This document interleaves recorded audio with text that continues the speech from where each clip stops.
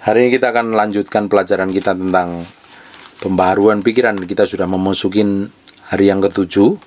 Dan saya berdoa Bapak Ibu dijamah Tuhan, diurapin Tuhan, dan semakin dibawa dalam kesempurnaan sama seperti Yesus Kristus, dan hidupnya diperbaharui setiap hari. Hari ini kita akan belajar kembali, dan saya akan banyak pakai Alkitab dalam terjemahan lama dan terjemahan yang tidak familiar, tapi saya percaya Bapak Ibu bisa buka ayatnya tersebut di Alkitab, bisa dicocokkan. Kalau tidak juga bisa cari di aplikasi web store, itu juga ada. Dan sebenarnya isinya sama, hanya mempertegas pada ayat-ayat tertentu, dan ini akan membantu kita semakin kita mengerti kehendak Tuhan yang sempurna. Pikiran Anda adalah bagian dari jiwa Anda. Coba mari kita lihat di Roma 8 ayat 5 sampai 8. Sebab mereka yang hidup menurut daging memikirkan hal-hal yang dari daging. Perhatikan, kata memikirkan, mereka yang hidup menurut roh memikirkan hal yang dari roh. Karena keinginan daging adalah pikiran duniawi, adalah maut, tetapi keinginan roh, itu pikiran rohani, adalah hidup dan damai sejahtera. Sebab keinginan daging, ini pemikiran duniawi, adalah perseteruan dengan Allah atau perseteruan terhadap Allah, karena tidak takluk kepada hukum Allah. Hal ini memang tidak mungkin baginya. Mereka yang hidup di dalam daging tidak mungkin berkenan kepada Allah. Bapak Ibu, selama kita ini berada dalam tubuh kita harus menghadapi kedagingan. Dan kita tahu apa yang dikenal sebagai keinginan daging itu atau tabiat berdosa itu. Dan tabiat yang lebih rendah. Dan Paulus menggambarkan sebagai berikut.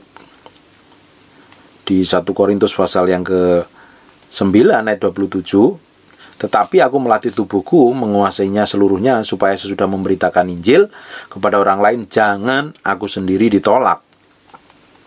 Paulus tahu bahwa tubuhnya akan bangkit dan disempurnakan, dan bahkan menyebabkan Rasul Paulus ini sangat terkenal, sangat hebat.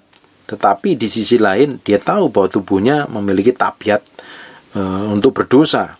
Makanya Paulus berkata, aku melatih tubuhku begitu rupa dan membuatnya taat, supaya aku tidak mengizinkan untuk berbuat dosa. Anda juga mempunyai roh yang merupakan tempat kediaman Roh Kudus. Selain memiliki tubuh dan roh, Anda juga memiliki pikiran. Pikiran Anda dapat bekerja dalam dua cara, secara duniawi ataupun secara rohani. Terus perhatikan bahwa Alkitab berkata, mereka yang hidup menurut daging memikirkan hal yang dari daging, tetapi mereka yang hidup dari roh memikirkan hal yang dari roh. Hal yang baik dan hal yang buruk masuk ke dalam benak kita. Misalnya, ketika Anda sedang duduk dalam sebuah kebaktian, menerikan haleluya, Pak Pendeta berkata, mari kita memberi yang terbaik kepada Tuhan. Bisa saja dalam pikiran kita, saya akan memberikan persembahan 200.000 atau 100.000 minimal. Tapi di sisi lain, tiba-tiba Anda berkata, oh, enak aja, saya akan memberikan yang paling rendah sajalah, ngapain juga. Nah, kalau kita ini tidak menaklukkan pikiran kita ini begitu rupa kepada firman Allah, maka pikiran kita itu akan bolak-balik. Di sisi lain kita berpikiran secara rohani sesuai dengan kebenaran firman Tuhan. Di sisi lain kita akan berpikiran secara daging. Di sisi lain kita akan berpikiran, wah saya akan tabur karena ini adalah benih yang terbaik, ladang yang terbaik supaya benih saya ini bertumbuh. Di sisi lain, ngapain saya tabur? Mendingan uangnya saya tabung sendiri, atau mendingan buat kebutuhan kita sendiri. Nah, sampai kita ini bisa menaklukkan pikiran kepada Kristus sepenuhnya, kita harus benar-benar berpikir selaras seperti yang Tuhan mau. Bagaimana kita ini terus bertumbuh, mendisiplinkan pikiran kita ini sesuai firman Tuhan? Salah satunya ya harus belajar firman Tuhan, merenungkan firman Tuhan, disiplin pengakuan iman. Terus kita coba ngomong, mendengarkan kaset-kaset rohani, membaca Alkitab terus, supaya pemikiran kita ini sejalan dengan apa yang Tuhan mau. Kalau tidak, pikiran kita akan diisi dengan cara pandang dan pola pikir duniawi. Pikiran kita harus sejalan seperti apa yang Tuhan mau, supaya manusia roh kita ini yang memerintah, memikirkan perkara-perkara rohani, dan manusia daging ini tidak akan menguasai lagi. Manusia daging ini takluk dan tunduk kepada manusia roh. Kita Saya sangat heran melihat beberapa orang itu cepat sekali menjadi manusia rohani, di sisi lain juga manusia duniawi. Bayangin, dalam beberapa menit saja manusia itu bisa berubah begitu rupa. Beberapa menit kemudian dia akan menjadi manusia yang kedagingan, yang sangat-sangat tidak mencerminkan kehidupan kekristenan yang sebenarnya. Dalam beberapa orang nih, di gereja, ketika di gereja nih angkat tangan, puji Tuhan, gemetar-gemetar, sorakan haleluya. Tapi ketika beberapa menit kemudian setelah pulang dari gereja, keluar dari gereja, dia bisa menjadi orang yang berubah sekali. Dia bisa ngomong kasar dengan istrinya, dia bisa membentak-bentak, memaki-maki orang. Bayangin, karena apa? Orang bisa berubah sekali. Kenapa seseorang itu bisa pikirannya bisa gampang nih, di sisi lain bisa baik begitu rupa, di sisi bisa jahat. Bisa di sisi lain itu bisa tahu takluk dan tunduk ngikutin firman Tuhan, ngomongnya firman Tuhan, di sisi lain bisa maki-maki dan nyakitin orang lain. Karena apa? Manusianya tidak takluk kepada apa yang Roh Kudus katakan. Jadi pikirannya takluknya kepada pikiran-pikiran duniawi, dan semua pikiran-pikiran yang duniawi ini kalau tidak ditaklukkan kepada Kristus, dia akan memimpin manusia roh kita loh. Akhirnya apa? Membuat kita ini menjadi manusia yang jahat. Membuat kita ini menjadi manusia kedagingan. Bisa saja tubuhnya ke gereja, tapi mulutnya tidak mencerminkan bahwa dia adalah orang gereja. Bapak Ibu, kita akan menjadi orang yang tidak menjadi berkat, bahkan menjadi batu sandungan. Kalau kita ini tidak dewasa di dalam Kristus, hidup kita ini akan menjadi babak belur setiap hari. Bapak Ibu bayangin, kalau kita ngelihat anak kecil saja, dan pikirannya mereka cepat berubah sekali. Ketika dia mulai belajar berjalan dan melihat sesuatu di atas meja, dia lari ke meja yang lain. Ketika bayi tersebut kita gendong dan kita taruh di satu tempat, dia tetap bisa berjalan lagi untuk mengambil barang yang lain. Karena apa? Pikirannya tetap bekerja. Suasana hati anak-anak itu cepat sekali berubah loh. Pada saat yang sama mungkin kita ketika punya anak kecil, kita ajak ke sebuah toko, tiba-tiba dia minta permen dan kita katakan jangan makan permen karena itu akan merusak gigimu. Kamu tadi karena sudah makan, tidak perlu makan permen lagi. Tapi kalau kita nggak turutin, tuh anak bisa ngambek, marah-marah, meraung-raung, berteriak-teriak, golong-golong, bahkan jerit-jeritan. Dan dia bisa marah sekali loh. Bahkan dia tidak akan berhenti nangis sampai kita turutin. Tapi bayangin, ketika dia marah dan kita ajak ngomong mereka, nggak usah, kamu nggak usah makan permen, tapi kita ajak ke lapangan untuk main bola, tiba-tiba mukanya berubah sekali. Mereka tidak cemberut lagi, tidak teriak lagi, dia bisa lebih senang lagi. Bayangin Bapak Ibu, dalam waktu yang singkat, mereka berubah dari negatif menjadi positif. Apa yang terjadi? Apakah pikiran mereka berubah? Tentunya. Mereka cepat sekali berubah pikirannya. Karena apa? Pikirannya memang berubah. Orang-orang dewasa tidak jauh berbeda dengan anak-anak, kecuali bahwa orang-orang dewasa itu lebih berpendidikan dan memiliki pengalaman dibanding anak-anak. Coba bayangin, ketika orang dewasa ini tidak bisa menguasai dirinya, dia akan menjadi orang yang mudah depresi. Dan akhirnya apa? Mereka sendiri tidak bisa mengontrol keadaannya, mereka sendiri yang rugi. Kenapa mereka bisa depresi? Karena apa? Tidak bisa mengendalikan pikirannya sesuai dengan apa yang Tuhan mau. Kalau pikiran seseorang itu dikuasain oleh kedagingan, dikendalikan oleh dagingnya, kecenderungan orang tersebut akan melakukan hal yang konyol, hal kedagingan. Dan tapi harusnya pikiran rohani adalah pikiran yang diprogram, diperbarui atau ditata sesuai dengan firman Allah. Apakah firman itu sering berubah? Tentunya tidak pernah. Yesus berkata, langit dan bumi akan berlalu, tapi perkataanku tidak akan berlalu. Jadi pikiran yang rohani dikuasai oleh firman Allah. Jika kita ini berpikir rohani, maka kita tidak akan memikirkan hal yang sesuai dengan duniawi. Kita akan memiliki suasana hati yang baik, suasana hati yang positif. Perasaan kita tidak akan turun naik. Kadang marah, meledak-meledak, dan tiba-tiba menjadi baik. Jadi orang itu menjadi stabil nih. Karena apa? Pikiran kita itu selalu berpaut kepada firman. Keputusan yang kita ambil, patokannya adalah kebenaran firman Tuhan. Bukan karena situasi dan keadaan. Orang Kristen yang dewasa itu tidak dipengaruhi situasi dan keadaan.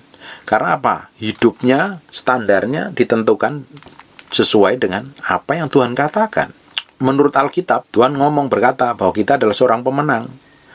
Dari hari ini, besok, lusa, dan akan datang pun Tuhan tetapkan kita ini sebagai seorang pemenang. Bukan orang yang kalah, bukan orang yang loser. Tapi bayangin kalau Bapak Ibu murung, stres, kalah, pikirannya negatif. Karena apa? Pikirannya tidak sesuai dengan apa yang firman Allah katakan. Jadi munculnya ide dan pemikiran yang membuat stres, negatif, khawatir dan segala macam itu karena pikiran kita itu didikte oleh kedagingan kita. Nah, Alkitab berkata, kalau kita ini hidup oleh roh, kita akan hidup penuh kemenangan. Kita akan menguatasi segala sesuatu dan kita akan menjadi seorang pemenang. Tapi kalau kita izinkan kekhawatiran, kekacauan yang menguasainya, maka kita akan menjadi orang-orang yang kedagingan. Hidup itu tidak sesuai berjalan seperti apa yang Tuhan kehendaki. Pikiran rohani itu diprogram menurut firman Allah dan hanya menurut kepada kebenaran firman Allah. Paulus berkata, seluruh dunia boleh jungkir balik, tetapi kita tidak akan memandang hal yang kelihatan, tapi kita memandang kepada hal yang tidak kelihatan. Itulah sebabnya seorang Kristen dapat mengarungi neraka di tengah dunia sambil tersenyum. Dalam kondisi pahit, kondisi tertekan, kondisi babak belur pun masih bisa tersenyum. Ia tidak terpengaruh oleh semua masalah, oleh semua pengaruh duniawi. Ia tidak peduli mengenai keadaan, ia tidak hidup menurut keadaan. Ia berpikir rohani dan ia hidup menurut sesuai dengan kebenaran firman Allah saja.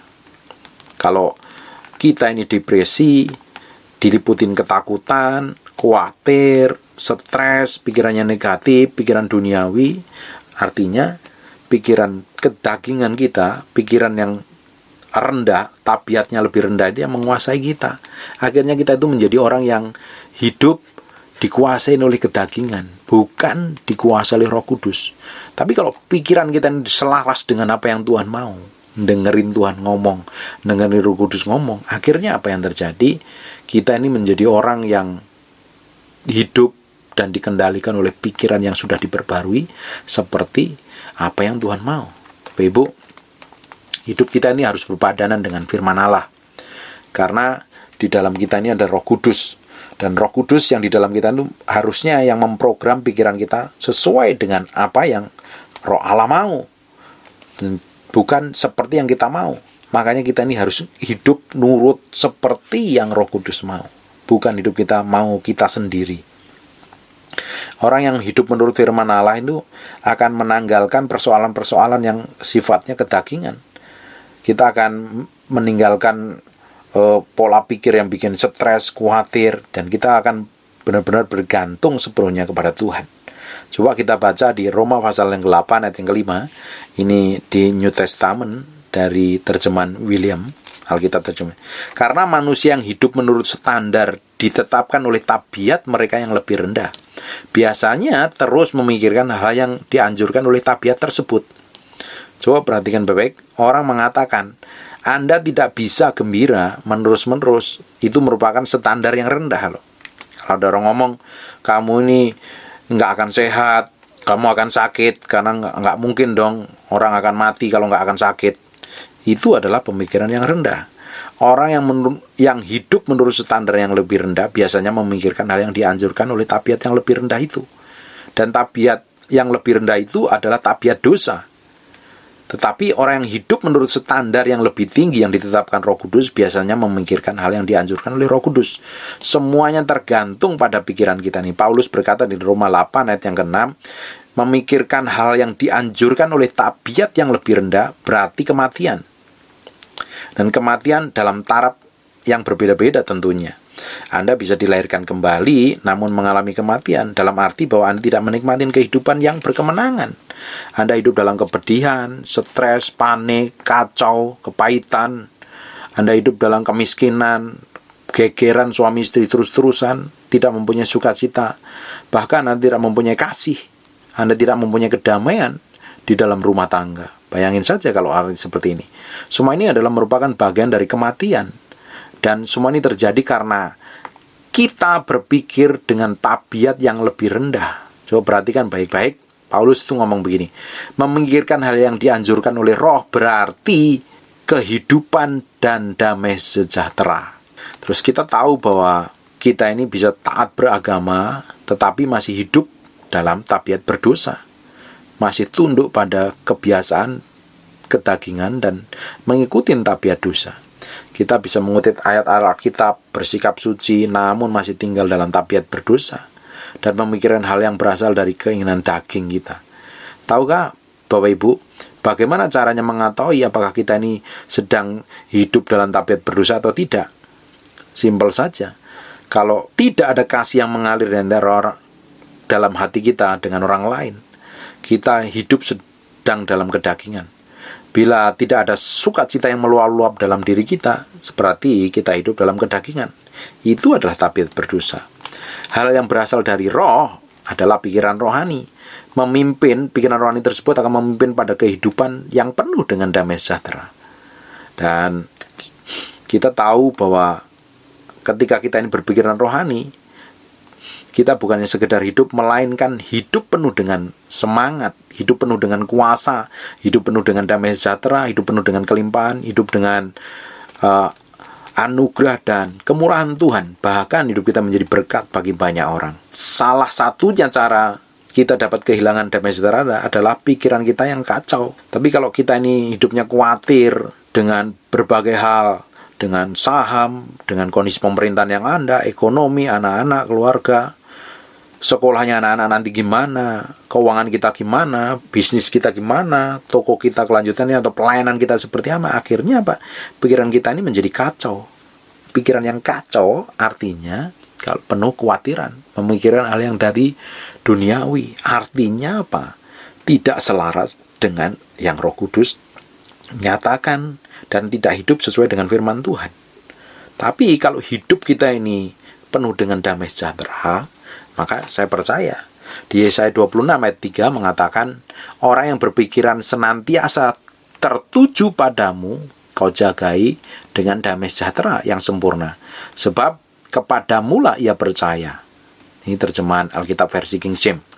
Perhatikan ini, baik-baik ini, bahwa ayat ini tidak mengatakan orang yang berpikirannya kadang-kadang tertuju kepadamu.